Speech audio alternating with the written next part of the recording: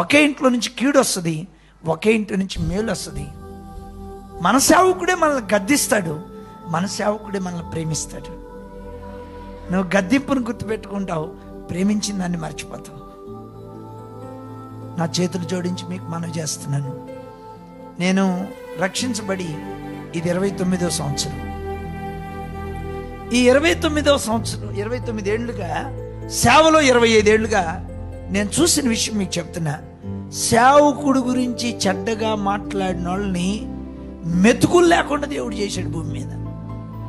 వాళ్ళు ఏ సంఘానికి చెందిన సేవకుడైనా కావచ్చు, సేవకుడికి వ్యతిరేకంగా వాళ్ళు మాట్లాడారా, ఆ కుటుంబంలో నేను చూసిన శాపం ఇక వివరించలేను.